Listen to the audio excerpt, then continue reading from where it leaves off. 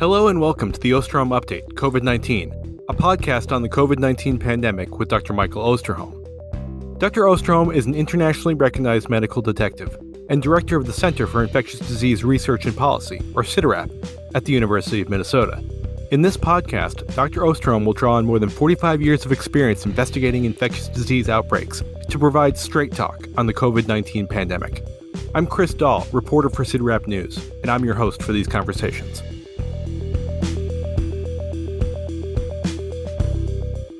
Welcome back, everyone, to another episode of the Osterholm Update podcast. On an episode of 60 Minutes that aired on September 18th, President Joe Biden told interviewer Scott Pelley that for the U.S., the COVID-19 pandemic is over. We still have a problem with COVID. We're still doing a lot of work on it, but the pandemic is over, Biden said. The immediate pushback on that comment and the attempts by the Biden administration to clarify the president's message speaks to the contradictory nature of the current moment. The president, according to members of his administration, was simply reflecting what many Americans are feeling as they learn to live with the virus. And if you spend any time in public, President Biden's comment doesn't seem off the mark. Most people are behaving as if the pandemic is over. But for many, the 400-plus COVID deaths occurring every day are an undeniable reminder that the pandemic is not anywhere near over. And even though BA.5 remains the dominant variant, the variant picture remains unsettled, and we still don't know what the next curveball will be. These are some of the issues we'll discuss on this September 29th episode of the podcast, as we assess the state of the pandemic here in the U.S. and around the world. We'll also talk about uptake of the COVID-19 bivalent booster, answer 2 COVID queries, provide the latest news on monkeypox, polio, and Ebola, and share a beautiful play submission from one of our listeners. But before we get started, as always, we'll begin with Dr. Osterholm's opening comments and dedication. Thank you, Chris, and welcome back for all of you who are part of the podcast family who listen to these podcasts on a regular basis. And let me welcome those who are coming here for the first time to get a perspective on what we here at cidrap see as happening with the COVID pandemic, amongst other public health issues. Let me just start this podcast by making one thing very clear. If all of you right now are somewhere caught between it's over, it's not, what do I do, how do I do it, welcome to the crowd. Even among those that think that the pandemic is over are unfortunately often reminded that it's not when loved ones, colleagues, friends, neighbors become infected with the virus, as we're still seeing substantial transmission of the virus. Today, we'll try to add some perspective to that. What should you feel? What should you do? What should you be thinking about today? And remind you that this is really like a 3-act play. We've had an incredible history with this virus that has been painful. It's been very sad. And for some of us, it's been devastating. And now we have this second act where we're somewhere in this new intermediate period. We're trying to figure out, is the pandemic done or is it not? And then there is a third act. Trust me, there will be a third act. And today we'll talk about that. What will it look like? Will it be, in fact, a soft landing of the plane onto a long runway? Or will it be, again, turbulent skies with some real challenges ahead? So in this issue of the podcast, we're going to try to address that in the way that we're hearing from you want to know more about. Before I go any further, though, I want to emphasize today that the dedication that we have for this podcast is really one that is for all of us. It's for everybody who's listening to this podcast. Over the course of this pandemic, there have been lifelines, there have been roadblocks. There have been, in some cases, edge of cliffs. There have been some beautiful, beautiful horizons. All of them mixed together to form the pandemic experience. And one of the most critical aspects of all of this has been our friends. When you think about friends, there are those old friends. Now, as I get older, I don't mean chronologically aged friends, but people who have been in my life for many decades. And these people are cherished. They're dear. And there are new friends, friends we all make along the way. Something at work, something in our neighborhood, something in our social lives, where we call them new friends. And then there's a third category that I've come to appreciate more than I can put into words. And that's our pandemic friends. People I would never have met, people I would never have known, people I would never have benefited from their support, their understanding, in some cases even their love, but for the pandemic. And today, I'm dedicating this podcast to those pandemic friends.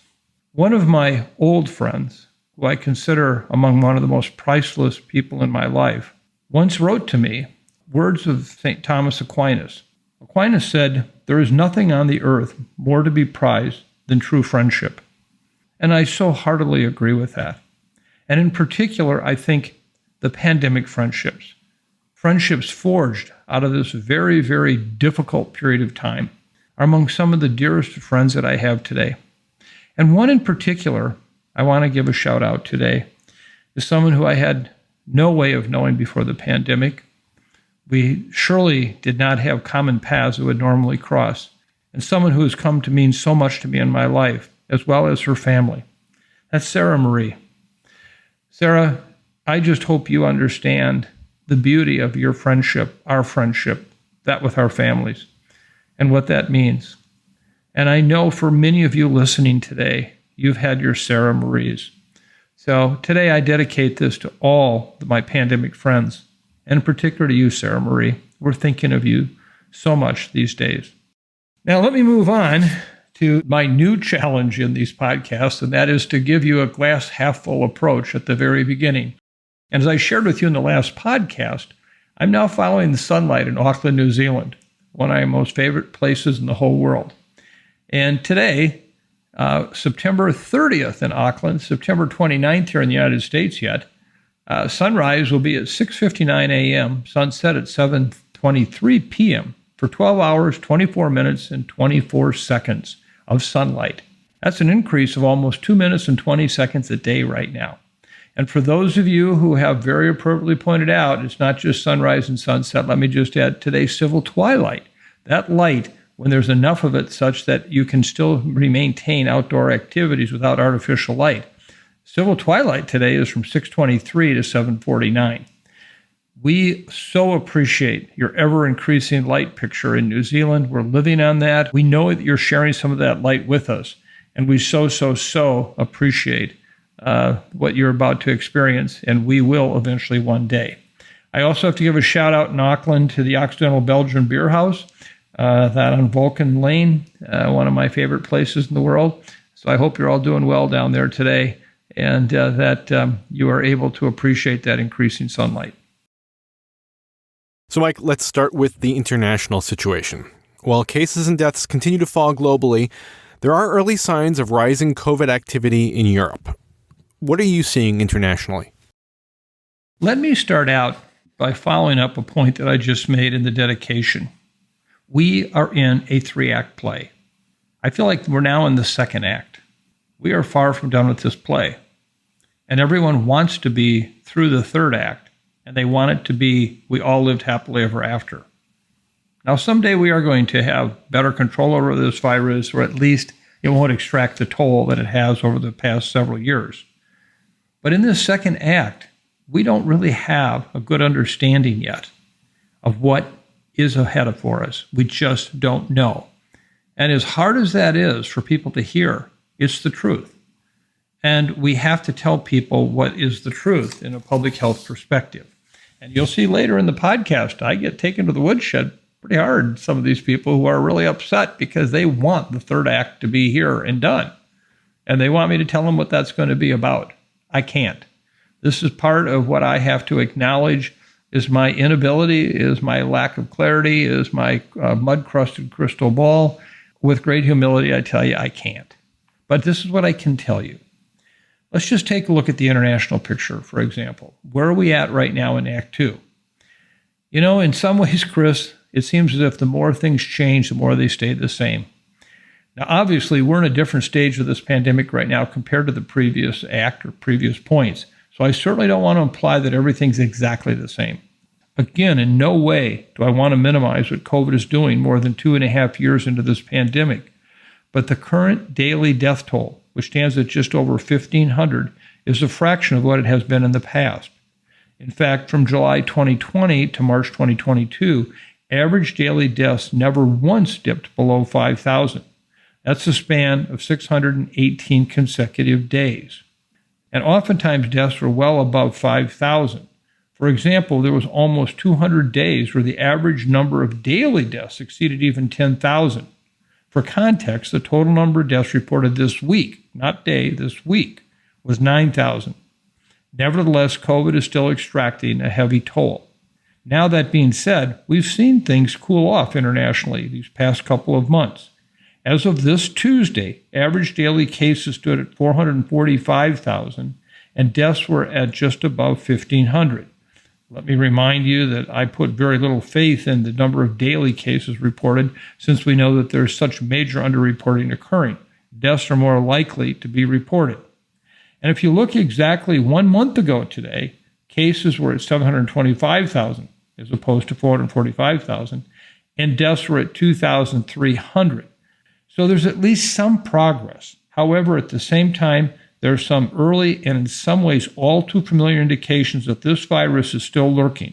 Is this Act 3 about to unfold?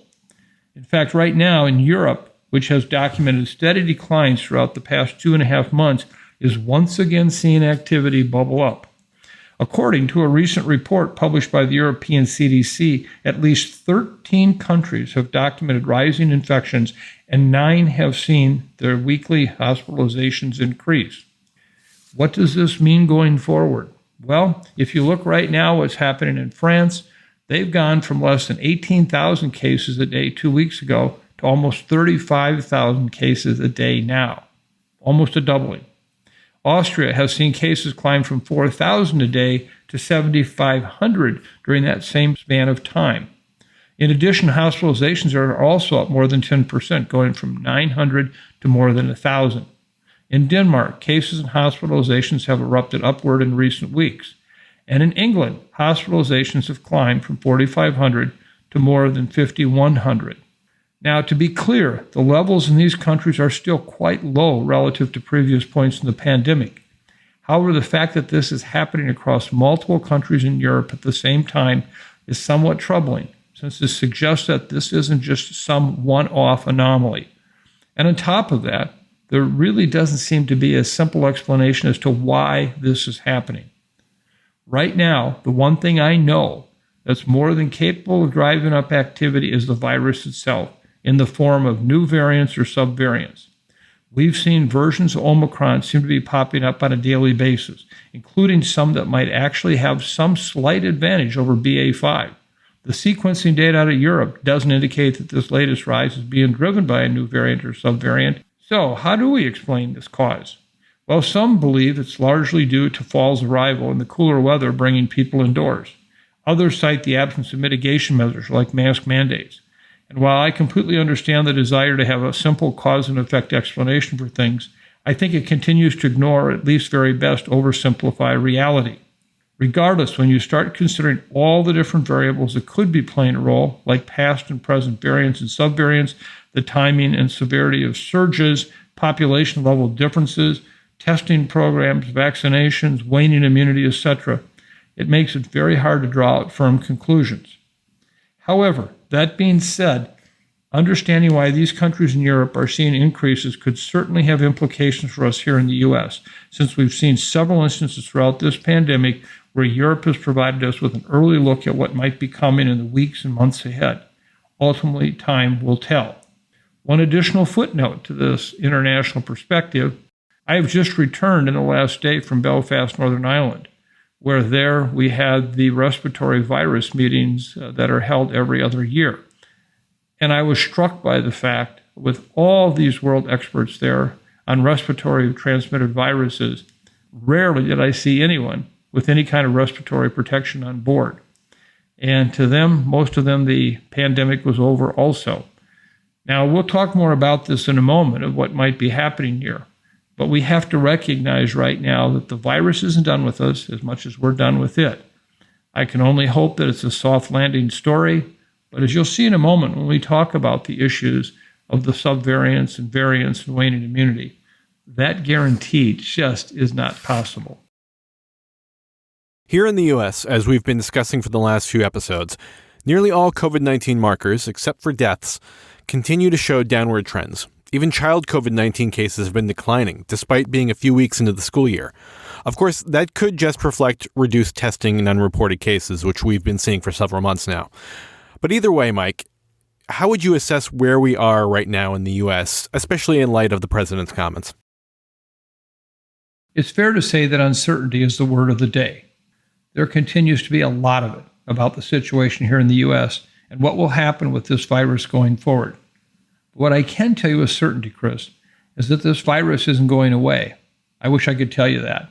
But I do agree with President Biden's statement last week that the pandemic is over for many, many people. And that, I think, is the sense that he was sharing. Now, unfortunately, I don't think that matches up with the reality of what could be coming. Let me just take you back to a moment in my career that surely caused me to rethink, or at least consider, could I possibly have misstated or misunderstood this situation. In January of 2021, when I saw the emergence of the new variants, particularly the Alpha variant, recognizing that this virus, SARS-CoV-2, was very different than the flu virus in the sense of what variants could do in terms of increasing transmission, being able to evade immune protection, and even cause potentially more serious illness. And when I recognized that, I said, wow, when you look at how many people worldwide still were susceptible to this virus, the likelihood that the darkest days of the pandemic were still ahead of us. Well, at that point, as many of you know on this podcast, I got hammered pretty damn hard by many people, from the likes of, Nate Silver to colleagues to medical journals, etc., for scaring the hell out of people. I look back on that moment in retrospect and realize that the concerns that I saw about the virus were in fact unfolding as we saw Delta and Omicron emerge. Well, now I'm not at that very same place, but I surely am somewhere with a great deal of uncertainty. Let me just be clear. What we're seeing right now in the U.S. is not like any other time during the pandemic, and it's tough to say where we're at. Over the last couple of months, I've been describing our situation as a high plane plateau. And during our last episode, we discussed that we're finally seeing numbers decline from that plateau. We have continued to see this decline, and we're finally seeing hospitalizations numbers that were seen earlier in June. Over the past week, hospitalizations have declined 6%, now around 30,000 hospitalizations a day. We've seen the number of deaths actually continue to hover somewhere between 420 and 440 deaths a day. That number has not moved much. Of note, this number is double the number of deaths we would expect to see during a bad flu season. And we're now seeing this rate day after day after day after day. So where are we at now? Well, one, we're going to discuss in a moment the implications of the changing variants. This is not necessarily a deja vu all over moment again, like I just described in January of 2021, but it surely gives us pause to understand what these variants may be doing. The next thing we have to consider is waning immunity. We're continuing to see waning immunity become a greater factor in the number of people infected. The question will be, between the variants and waning immunity, what does that mean for serious illness, hospitalizations, and deaths?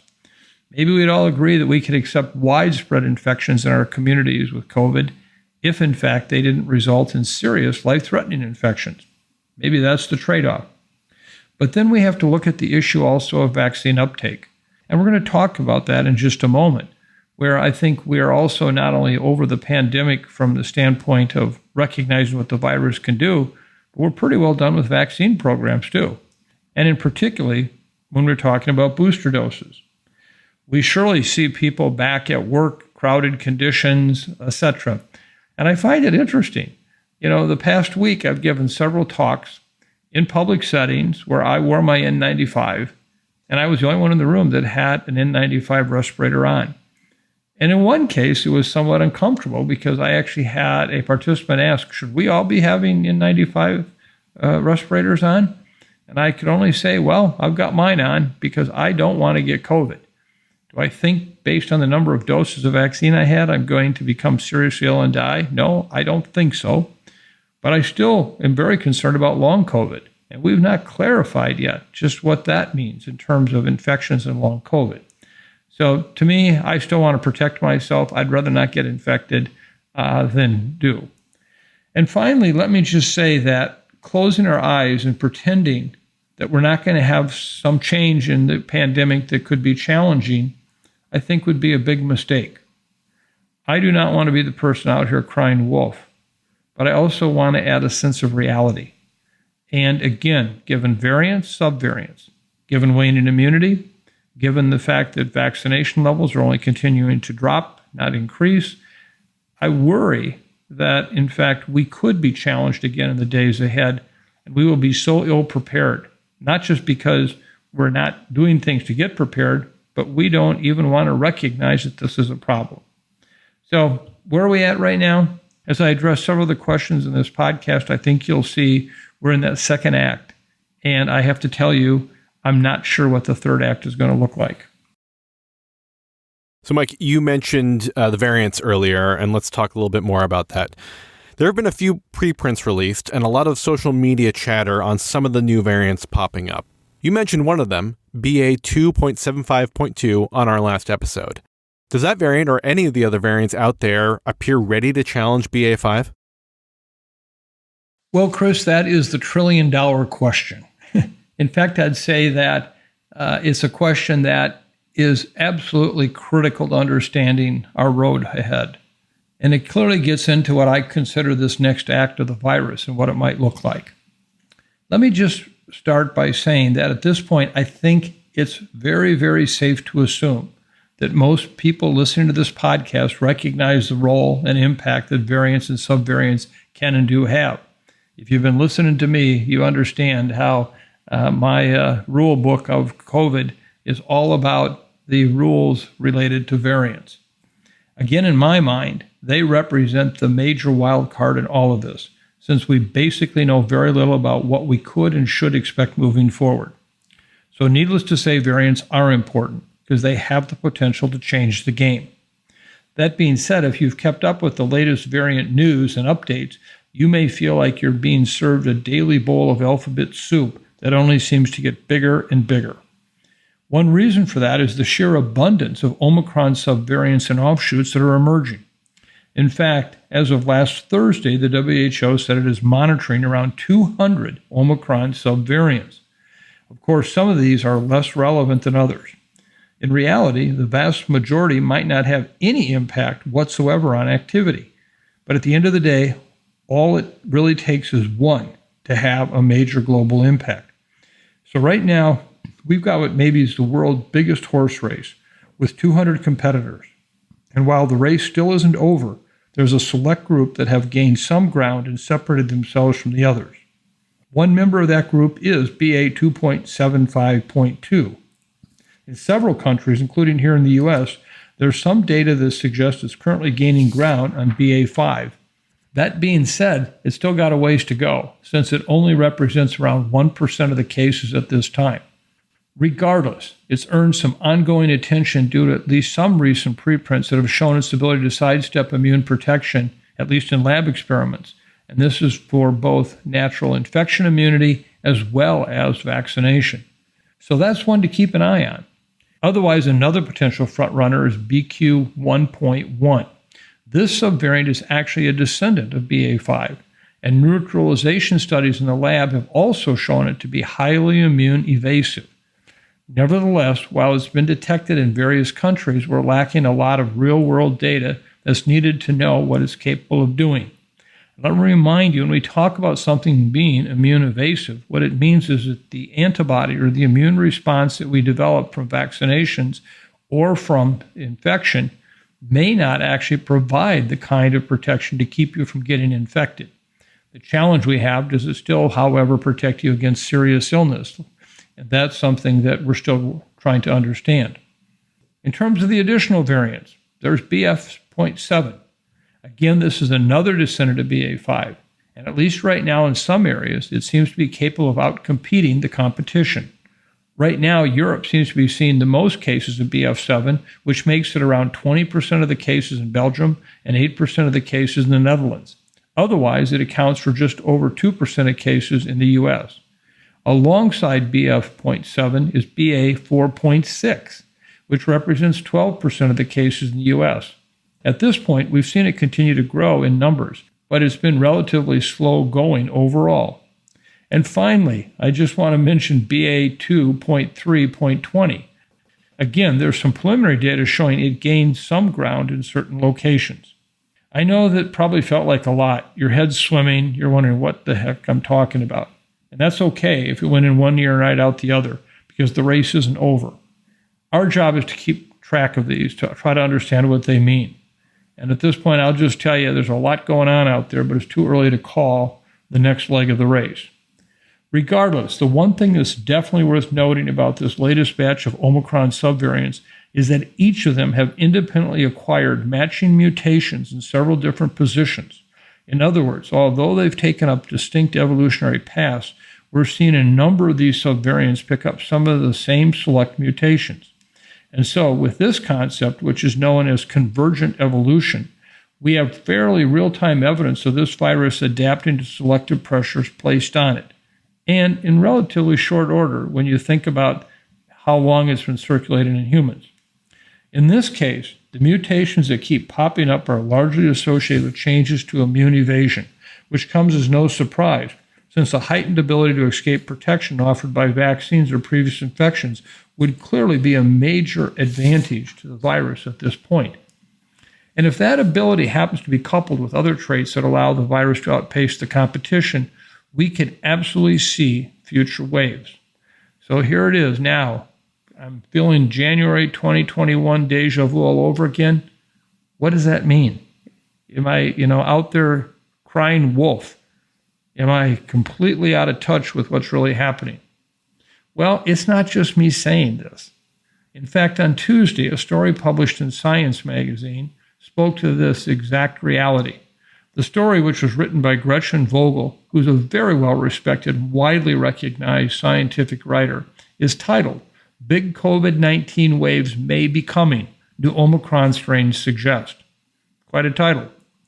It starts out with the following, and I quote, "Nearly 3 years into the pandemic, SARS-CoV-2 faces a formidable challenge, finding new ways around the immunity humans have built up through vaccines and countless infections. Worrisome new data show it up to the challenge. Several new and highly immune evasive strains of the virus have caught scientists' attention in recent weeks. One or more may well cause big new COVID-19 waves this fall and winter. We can say with certainty that something is coming. Probably multiple things are coming," said Cornelius Romer, who studies viral evolution at the University of Basel. "Whether they will also lead to many hospitalizations and deaths is a big question." Later, in reference to the recent preprints, the article goes on to say this. Researchers in China and Sweden have found that the spike protein from BA.2.75.2 can effectively evade nearly all, and I want to emphasize the word all, the monoclonal antibodies used for treating COVID-19, suggesting that these treatments may become useless. Both groups also found that BA.2.75.2 seems very good at evading immunity in humans. In a preprint posted on September 19th, immunologist Ben Merrill at the Karolinska Institute and his colleagues reported that serum samples from 18 blood donors in Stockholm, where vaccination rates are high and prior infections widespread, were less than 1/6 as effective at neutralizing BA.2.75.2 compared with BA.5. This is the most resistant variant we've ever evaluated, says Karolinska virologist Daniel Seward. The new variants do not seem to have lost any ability to bind tightly to the receptor on human cells that the virus uses to infect them, which means the variant's infectiousness has likely not decreased.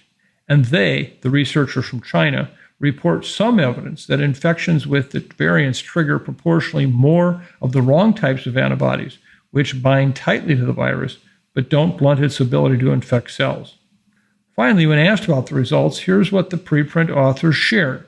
First, from the researchers out of China, they said, "The scale of immune evasion has never been seen before, and the virus is still rapidly evolving. It's very bad." Now, immediately after that in the article, Seward and Merle, the authors of the preprint out of Sweden, agree we should expect lots of infections in the next few months, as happened last winter when Omicron entered the scene. But they're less pessimistic than Cao, the Chinese researcher, noting that many more people have recovered from an infection now or have received additional vaccine doses, including Omicron-specific boosters, whose rollout began this month. Those will boost overall antibody levels and will likely broaden the antibody repertoire, Seward says. I don't think we're quite back to square one. He goes on to say the choice to put BA.5 in the vaccine booster is still looking like a good one.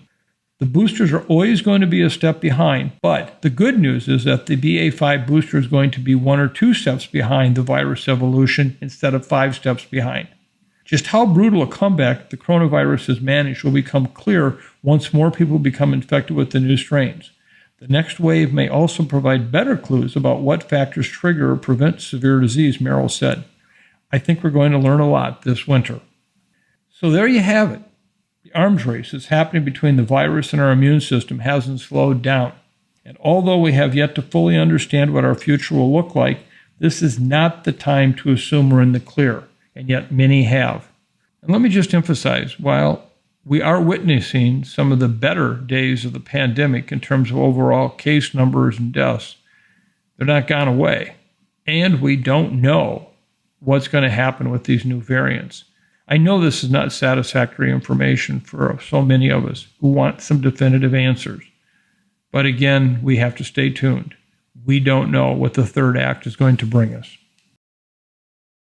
So let's talk about vaccines and, more importantly, vaccinations.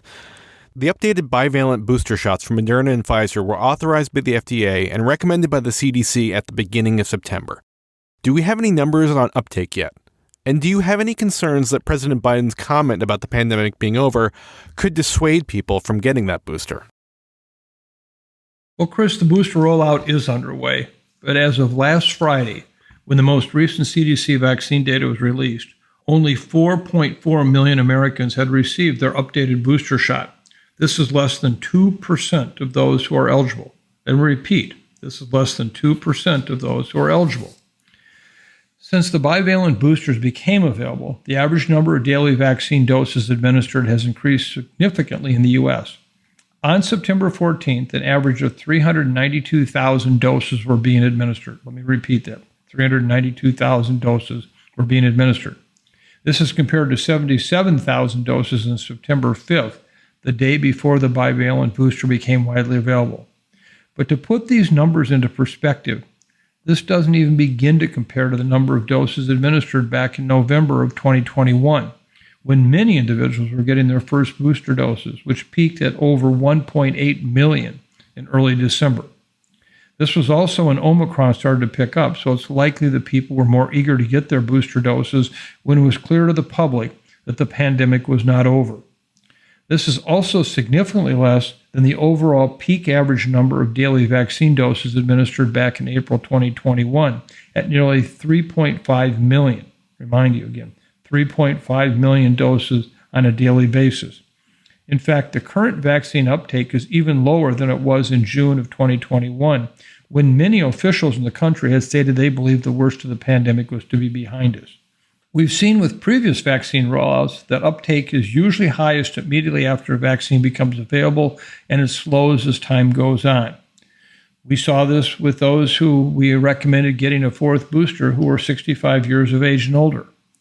Immediately prior to the availability of the bivalent booster dose, only 26% of those 65 years of age and older at the highest risk for serious illness, hospitalizations, and deaths had received a fourth booster dose, only 26%. Look at the situation with kids under age 5. Early on, it appeared that parents were eager to get their children vaccinated immediately once the vaccine was approved for those under age 5. Look at all the media coverage and the clamoring that occurred in the media for these families to be able to access the vaccine for the younger children. But when you take a look at the reality, as of September 21st, only 8% of eligible children under 5 have received at least one dose of COVID vaccine. Now, when you look at the rates for vaccination in kids, they vary substantially from state to state. In 13 states, over 10% of the children have received at least one dose. And in 15 states, less than 5% of the children have received at least one dose. Louisiana, Mississippi, and Alabama all have the lowest vaccination rates for this age group, with only 2% of eligible children under 5 having received at least one dose. Washington, D.C. has the highest vaccination rate for this age group, with 32% of eligible children under 5 having received at least one dose. So you can see the variation that occurs here with regard to vaccination and what it means. I fully anticipate we're going to see the very same geographic and age-specific issues with regard to booster doses and for the older population. So to answer the second part of your question, Chris, I think that it is possible that President Biden's comments may have had a real impact on the small percentage of Americans who are on the fence about whether to or not to get this booster. But I don't think that the comment is to blame for the low booster uptake in this country as a whole. I've already pointed out booster doses in those 65 years of age and older were struggling even before the bivalent showed up or the president's comments. The problem with children already was happening long before the president's comments. But I think what it has done is it has given the public one more piece of evidence to say, why are we talking about this anymore? Let's just move on. And I think that's the problem that we have right now, is saying we want to live our lives every day. We want to have the most active, productive, enjoyable lives we can. But how do we put this all together? I'll come back and just say the following. One, if you are over age 65 in particular, please get your booster doses, as many as you are eligible for. If you're under 65, I still strongly recommend it, but I will be the first to acknowledge your risk of serious illness, hospitalization, deaths decrease. That is unless you have one of the underlying risk factors for severe disease. You, regardless of age, should also have all the booster doses that you can have on board. And then if you're in public settings or areas with people who might be infected, even in your own household, wearing an effective N95 respirator can surely give you lots of protection. I'm sitting here today, very best of my knowledge, have not yet been infected. I have been religious about using my N95 respirator, and I've already shared with this audience what we do here, Vern and I do, in terms of having people over for dinner, about not having exposure to anyone in the previous days known to have COVID, that we, in fact, anyone with any symptoms of allergies or allergy-like illness, it's a no-go, and that everyone tests negative. So we still can do things with people and minimize our risk. But do I believe that I may get infected one day? Yep, I sure do. And I will continue to do everything I can not to. And I think what this message is here is please get your boosters. We don't want to see immune evasive strains of this virus cause you to become seriously ill, hospitalized, and die. You've come this far already. Let's just do whatever we can to keep getting through without totally submarining your life, and at the same time, not putting you in a hospital bed somewhere. Now for our COVID query segment, or rather our COVID comment segment, which this week features 2 emails from frustrated listeners. Our first is from an anonymous listener who wrote, "How dare President Biden say COVID is over just 1 week after my boosted friend died? No underlying conditions except being 82, thin, and very anxious." And then there's this email from Patrick, who wrote, "Dear Dr. Osterholm, I always admired you for your intellectual humility. I have to admit, though, I get very frustrated now at your and other experts' lack of knowledge on what's going to happen next. It's so discouraging, and I feel like just giving up. I know you don't have many answers, but perhaps you can give a word of encouragement to keep up the fight against COVID, or even just a word of empathy or care. I'm feeling fatigued, frustrated, and discouraged so badly. Anyway, keep up the good work." So, Mike, I think these emails probably capture what many of our listeners might be feeling right now. Desperately wanting the pandemic to be over, knowing that it's not, and frustrated that people are acting like it is. Well, Chris, let me just begin by offering my condolences to, unfortunately, the anonymous writer who shared with us the fact that he recently lost his boosted friend. We all know of so many people who have lost friends, colleagues, family members, etc. And so my condolences go out to you. In terms of Patrick's comments, Patrick, yes, get in line. And I'm in the same line, okay? I understand completely what you're saying because I could have easily written this myself, the very same issue in question. And you don't know how many times I have wanted to provide you with clear, definitive A, B, C, D, E, F, G like instructions to say this will handle the pandemic for you. We've been at the boom and bust cycle far too long. Remember back in 2020 when we had discovered this new vaccine concept, mRNA vaccines, that were going to basically tame this virus into a pussycat, and that it was not going to be a challenge anymore? You're going to have long-term protection. You'd stop transmission, mandate vaccines, and of course, everything will basically come together and we can move on. And then guess what? That didn't happen like that. Waning immunity and subvariants and variants changed everything. How many times have we been to the well where we thought this is the last one we have to do and we're done? So let me just be really, really, really clear. Your frustration is not only real and important, but it is the reality for so many people, including myself. So let me just say, to say that the past few years have been difficult, Patrick and our anonymous writer, is a huge understatement. It has required sacrificing time with others and activities we enjoyed. It's impacted our jobs and finances. It's resulted in illness, disability, and death of family and friends and coworkers. Of course, we all want this to be over. But just because we want it to be, or even say that it is, it doesn't just make it so. And that is not just somebody trying to be a bad news Mike. I'm reminded of the scene in the television show The Office. Many of you will remember that, where the boss, Michael Scott, is in financial trouble and declares bankruptcy simply by announcing it to his coworkers. I declare bankruptcy.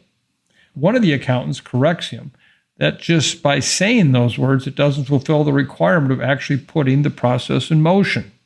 Michael's response is, I didn't say it, I declared it. Well, I wish I had the ability just to declare this pandemic to be over, but it would seem just as foolish as Michael Scott's comment. But I think the question and comments from listeners are really getting at two major points here. One is, who gets to decide when the pandemic is over? And the second is, how are we supposed to live in the meantime without completely giving up or losing hope? I'll start with discussing who decides when this pandemic is over. In reality, it is no one person's decision. Coming to the end of a global pandemic will require consensus among a variety of biological and social science leaders looking carefully at the data. I will make it very clear right now that no one really can declare the pandemic over likely for at least a year after it's over, because we're never quite sure is the next shoe going to drop. Let me just share with you a story from the past week that illustrates this very point. As some of you know, John Barry, the famed historian and the chronicler of the 1918 influenza pandemic, is a dear, dear friend. John has also chronicled the issues of New Orleans and how they've worked to try to prevent the flooding that has occurred there in the past, and in particular in association with hurricanes. And we were having a conversation just last week, in which we talked about, well, looking better and better that the Gulf is going to miss any of the major hurricanes this year as we're getting closer and closer to that October 1st date, which is when the risk of hurricanes starts to drop as the waters of the Gulf cool. We were just having this discussion a week ago, and here's someone who knows a lot about hurricanes in John Barry. And yet today, look what Ian is doing in Florida. 1 week later. And I have to say that to me, this is the kind of scenario that I so worry about with COVID, that we will find ourselves at a point where it's over, we're pretty well done. And while it may not be the same kind of pandemic wave in terms of number of cases, seriousness of illness and deaths as earlier in the pandemic, because there is more immunity, we still don't know what the immune evasiveness of the strains along with waning immunity will do. So while we can continue to talk about the pandemic over or not, just know that it won't matter. Even if the director of the WHO says it's over, we won't know for some time until we have evidence what has happened with these viruses is not likely to cause another wave. Whether or not we have evidence or consensus to support the claim, leadership's making statements about the pandemic being over does have consequences. As you heard from someone who had submitted an anonymous comment to us, it can feel incredibly dismissive to those who are grieving. If the pandemic is over, do those who continue to be infected, hospitalized, or die not matter? Statements from leadership will also carry weight on the overall public narrative, impacting risk-taking behaviors. Risk is cumulative, so the more and more people choosing to re-enter large gatherings, forego respiratory protection, or no longer stay home when ill can have exponential consequences. Now that makes a big difference. Am I likely to have a mild illness? Am I likely to have a serious illness? Remember, COVID today yet is still the number 4 cause of death in this country, day after day after day after day after day. And I've been saying that for months. That to me still says, there's some significance to its occurrence. Finally, leadership influences funding and policy. If the pandemic is declared to be over, you all know funds and policy efforts will dry up overnight, as we're beginning to see that happen, and we lose valuable tools for public health surveillance, testing, treatment, and mitigation. I worry about the 28 million people in this country who have been covered for their health insurance during the pandemic because of the emergency declaration, and today may very well fall off of the healthcare plans that have been made available to them because of the pandemic. What happens to them? How do they handle their illness? To the second part of the question, how do we live in the midst of this pandemic and not grow weary? I think it takes a really healthy balance of realism, kindness, and hope. Things we talk about every week in this podcast. These are not just fluffy concepts. I know people say, stop talking about that kindness and hope stuff. Okay, you're a scientist. Just stick with it. You don't know what the hell you're talking about when you talk about those things. Boy, I do. I do know, because they're personal to me. They're very, very personal to me. But you know what? It's really important that we, in fact, also emphasize vaccination and boosters, staying home when sick, using respiratory protection in public places, particularly if you're at increased risk of becoming seriously ill. But also remembering kindness and hope play a role too. We need to find ways to connect with one another. As I just mentioned earlier in this podcast, my partner and I have regular dinners with other couples. We found a way to do that. I know the things I'm doing doesn't eliminate all the risk, but it helps me balance the realism with our need for community. I think the beautiful places we've been able to share each week are wonderful reminders of hope as well. Hurrying about and seeing pictures of family and friends connecting, getting into nature, finding new hobbies is so encouraging. Please, please continue to share those with us. I wish I had perfect silver bullet answers to these questions. I don't. But thank you for trusting us with your fears and frustrations. Know that you're not alone in them. Now on to the monkeypox outbreak. Globally and here in the U.S., monkeypox cases continue to decline. So the first question is, Mike, do you think we have the monkeypox outbreak under control? And secondly, the deputy coordinator of the White House monkeypox response team was recently quoted in the New York Times as saying that the goal we're working toward is to eradicate monkeypox. Is that even possible? There have now been over 65,000 cases of monkeypox reported in the current outbreak, over 24,000 of which have occurred in the U.S. As you mentioned, Chris, in your question, cases are continuing to decline, with an average of about 524 cases reported each day globally and 206 cases reported each day in the U.S.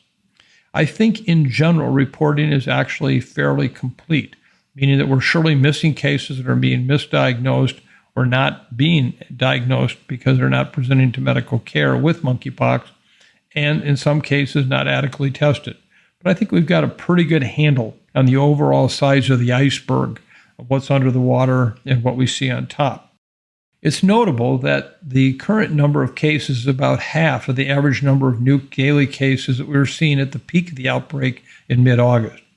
That said, I still believe it would be premature to declare victory over this virus. Even though we are seeing significantly fewer daily cases than we were a month ago, it would have been unheard of even half a year ago to refer to 206 daily cases of monkeypox in the U.S. as a situation that is hardly under control. In fact, it would have been considered a house on fire. I also hesitate to say that this outbreak is under control because of the ongoing equity issues we're seeing. Since the week of August 7th, the proportion of cases occurring in white Americans has remained relatively stable at around 27%. we've actually seen some improvements in the disproportionate amount of cases occurring in the Hispanic American population, from 36% in the week of August 7th to 23% in the week of September 11th. But the disparity in Black American populations has grown since the outbreak peaked, with Black Americans now accounting for 36% of cases during the week of August 7th and 47% of cases during the week of September 11th. The reality is that this outbreak may be under control for some groups in this country in some locations before it will ever be under control for others. And we need to acknowledge this when we discuss any progress that has been made in controlling this outbreak. Amidst this overall decline in new daily cases we've seen over the past month, there's been a lot of discussion about the potential endgame for this outbreak and this disease. Many of us in public health are far more optimistic about how this outbreak may be brought under control than we ever were with COVID. But I want to be very clear that we should not expect this disease to disappear, even though some experts are publicly stating otherwise. As you mentioned in your question, Chris, the deputy coordinator of the White House's monkeypox response team stated last week the goal was to eradicate this virus. I was quoted in the New York Times piece last week voicing my concern over the use of this word. I want to remind everyone that eradication means that a disease is completely gone from the human population. The only disease we've ever done that with has been smallpox. A critical element of the concept of eradication is that that particular infectious agent can only circulate in humans, meaning if there's an animal reservoir, then in fact you can't get rid of those. And so therefore, you're always going to be at risk of human infection occurring when a spillover event happens. In the case with monkeypox, the natural reservoir for this virus is in animals in Central Africa.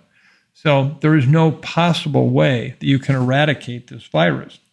What we're really talking about is elimination.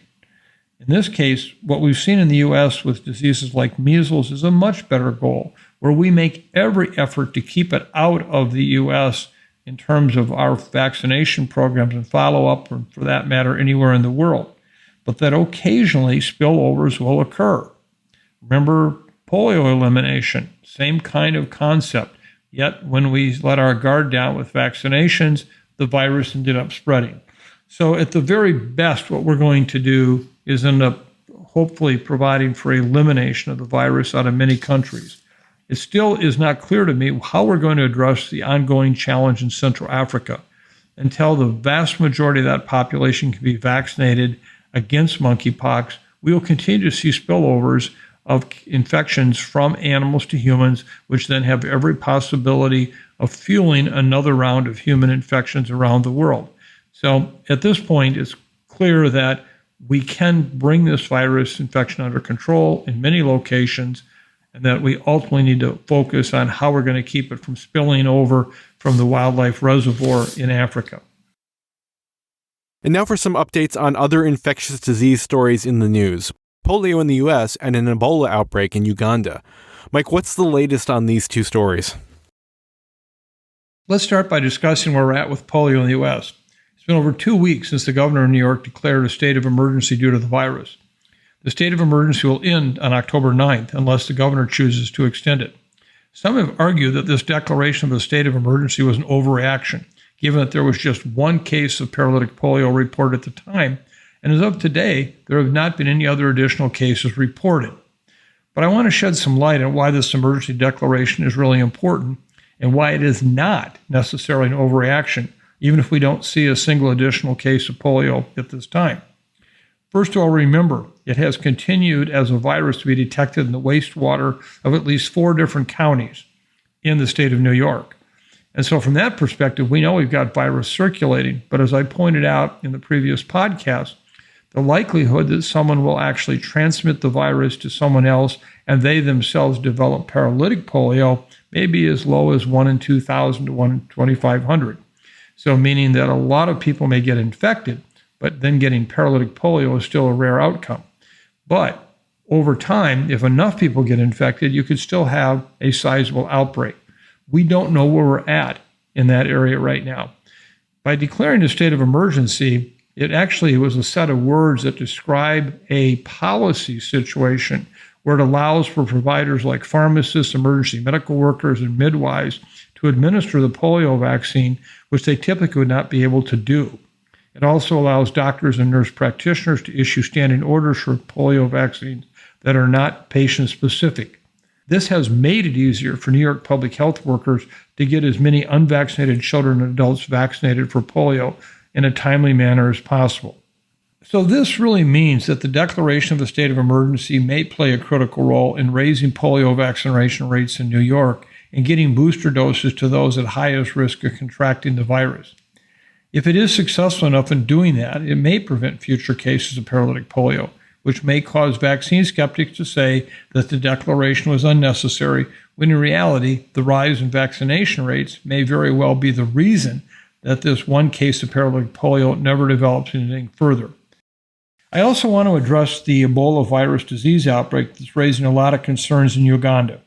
As of Tuesday, 36 cases and 23 deaths have been reported in the outbreak, which started in a small village in central Uganda earlier this month and has since spread to 3 districts in the country. Let me be clear, there are many who would say 36 cases and 23 deaths hardly means this is a public health crisis. Well, in fact, the challenge we have is, much as we saw with the outbreak in 2014 to 2015 in West Africa, this could quickly morph into a much larger outbreak, particularly if it gets into urbanized populations. So don't take this situation as meaning it by itself is the full crisis. We're also looking at what may in fact be the potential for the future. While all the outbreaks of Ebola are concerning due to the high mortality of the disease, this outbreak is of particular concern due to the strain of virus causing the outbreak, Ebola Sudan. Ebola Sudan is one of 4 strains of the Ebola virus that are known to cause disease in humans. It is less common than the Ebola Zaire strain, which was what caused recent outbreaks in Central Africa, and as I mentioned earlier, a major outbreak in West Africa back in 2014 through 2015. Though both cause similar symptoms and have similar ranges of case fatality rates, an outbreak of Ebola Sudan is a lot more concerning because unlike Ebola Zaire, there is no vaccine that targets this strain. Ring vaccination, which is the process of vaccinating contacts and sometimes contacts of Ebola patients, has been critical in controlling outbreaks caused by Ebola Zaire in Central Africa in the past few years. So I'm really worried about how quickly Ebola Sudan could spread in the absence of an effective vaccine. There are some vaccines for Ebola Sudan in early stages of development, some of which receive phase 1 safety data, meaning that we know that they're safe, but have very little data whether or not they're effective in preventing the disease. The WHO is now currently working to determine if any of these vaccines could be evaluated during the outbreak, and it appears that there will be at least one and maybe more vaccines introduced into this situation to study their effectiveness. I really hope that some of these vaccines that are currently in development for Ebola Zaire can be used to effectively prevent transmission during this outbreak, but as of right now, I think it's just too soon to say that will be the case, and as always, hope is not a strategy. We'll do our best to keep you updated on the spread of this disease and the potential use of the new vaccines and treatments in the weeks ahead. Mike, who is this week's Beautiful Place submission from? Chris, this is such a special part of the podcast for me, to be able to share with you the kinds of submissions that we get from the listeners. This comes from Marie.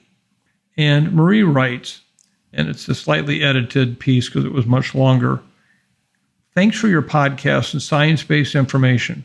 My wonderful place during COVID has been Zoom meetings. I know many people are tired of Zoom meetings, but for my family, it has been a wonderful place. In 2020, when my elderly parents couldn't get to church and see people, I brought them an iPad so they could connect. I started a weekly Sunday afternoon visiting call for my father and his siblings, all in their 80s and 90s. At first it was awkward, but 2 years later, the calls have become a vital part of their well-being. In 2020, we had a Zoom Christmas get-together for 2 hours with cousins across the country and some of their families, many who would not normally be able to attend the family Christmas in Pennsylvania. I asked for photos and updates on everyone's family that I compiled into a PowerPoint, along with some older photos of our grandparents and cousins. One cousin collected photos and information about all the quilts our grandmothers had given us grandchildren and put together a PowerPoint with that. The calls also helped the families through the deaths of 3 of the 10 aunts and uncles within a 6-week period in early 2022. The emails and Zoom calls were a way to connect, find out what was happening, and share pictures. Each time a death happened, we would have a Zoom memorial and sharing about that person, photographs, singing, and praying. It was all very meaningful during the tragedy.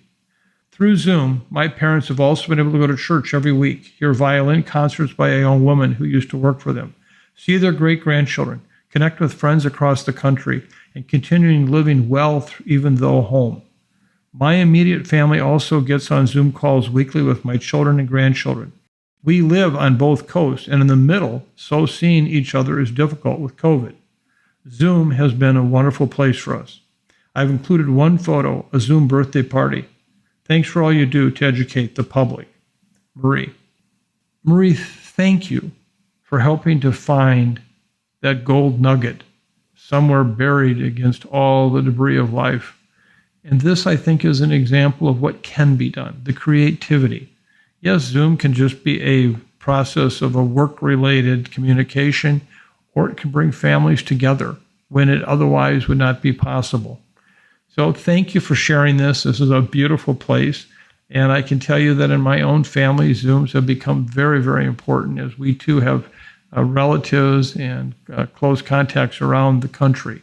And so this has been a wonderful example of how to basically take that gold nugget, find it, and keep it near and dear to your heart. And just to reiterate what Mike said, we love your beautiful places. And if you want to tell us about the beautiful place that has helped get you through the pandemic, or share a celebration of life for a loved one, friend, neighbor, or coworker who died during the pandemic, please email us at osterholm@umn.edu. Keep those beautiful places coming. Mike, what are your take-home messages for today? You know, sometimes I almost want to turn it around and say to the listeners, what did I say today that made any sense to you? You tell me. But I'll give it the old college try here. First of all, you got to continue to expect the unexpected. Even though we don't want to, even though it's not comfortable, even though we want some kind of conclusion to be reached with this pandemic, we can't. We still don't understand what the collision course between variants and subvariants, waning immunity, and the reduced vaccine uptake will mean. What will immune evasion mean? What will it take for immune protection? How will we come about deciding that the pandemic is over because it's only killing so many people? Or will that be the criteria? I don't know. The second point is we all know the world, including ourselves, is pretty much done with COVID.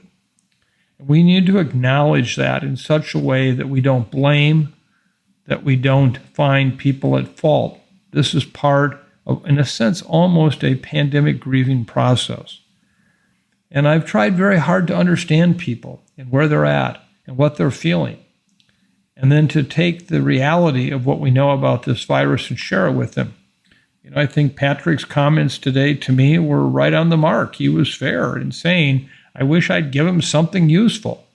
We have to acknowledge that. We have to acknowledge we're there.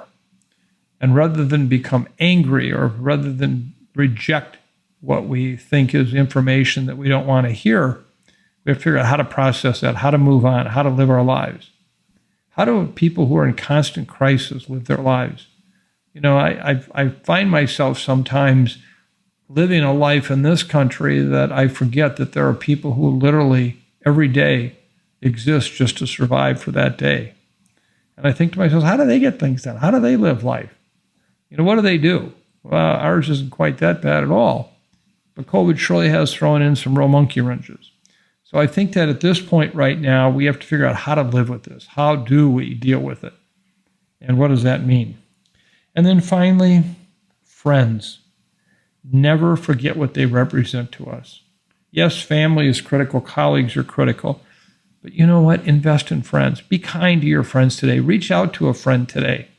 Even if it's someone who is not necessarily high on your list of priorities today, do it. Just reach out to a friend. You'll find that they may be surprised and pleasantly surprised and you may find yourself pleasantly surprised how wonderful it was you reached out.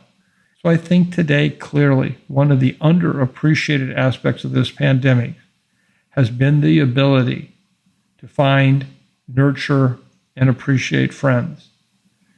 And that's why I can say to you, Sarah Marie, appreciate you dearly.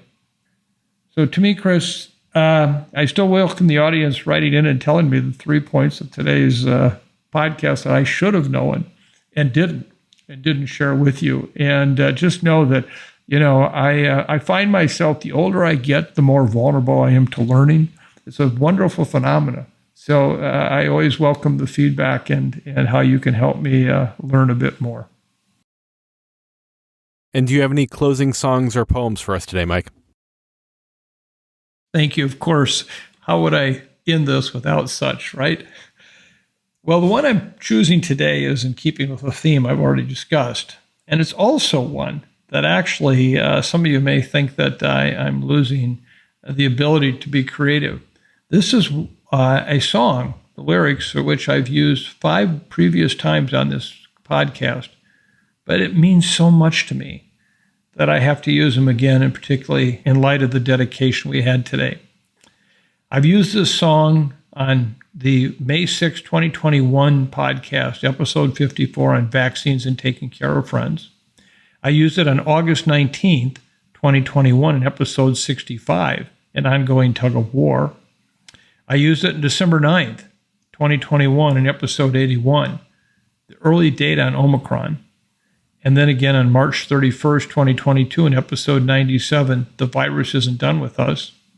And then finally, I used it on July 8th of 2022 in episode 108, Living with COVID. And I use it again here today, in keeping with the theme that I've already shared. The lyrics I'm sharing with you today are to the song Friends, music written by Elton John, verse by Bernie Taupin. This was the 3rd U.S. hit and 2nd to reach the top 40 after his breakthrough success of Your Song. This song was released on March 10th, 1971, having been recorded in September 1970. So here it is, Friends. Lyrics by Bernie Taupin, music by Elton John. I hope the day will be a lighter highway, for friends are found in every road. Can you ever think of any better way for the lost and weary travelers to go?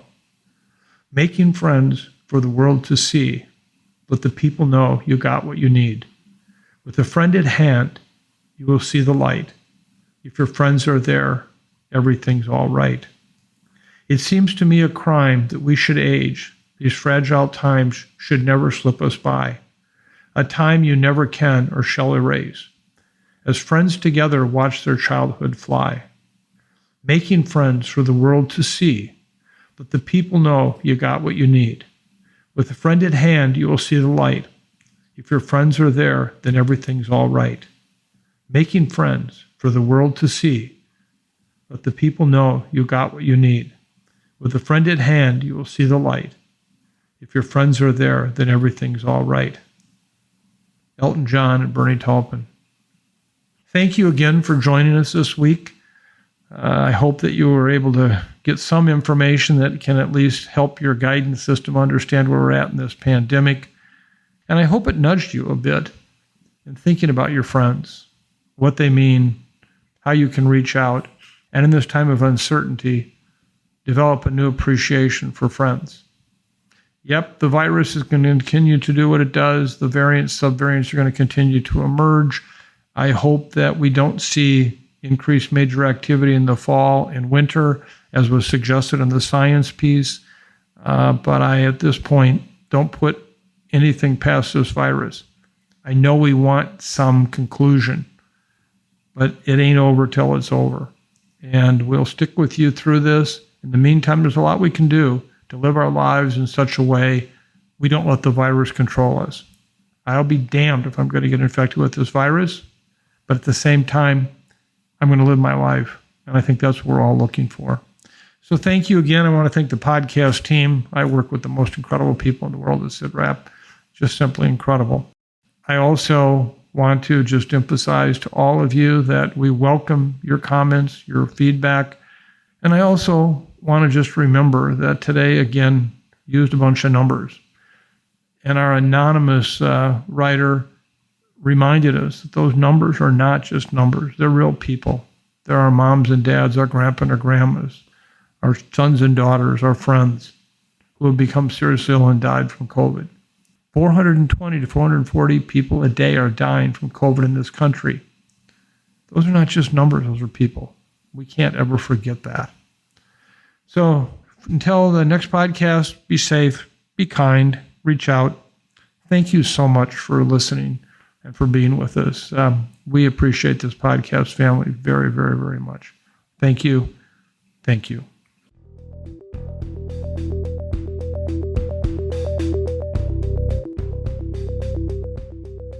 Thanks for listening to this week's episode of the Osterholm Update. If you're enjoying the podcast, please subscribe, rate, and review. And be sure to keep up with the latest COVID-19 news by visiting our website, cidrap.umn.edu. This podcast is supported in part by you, our listeners. If you would like to donate, please go to cidrap.umn.edu/donate. The Osterholm Update is produced by Corey Anderson, Meredith Arpey, Elise Holmes, Sydney Redepenning, and Angela Ulrich.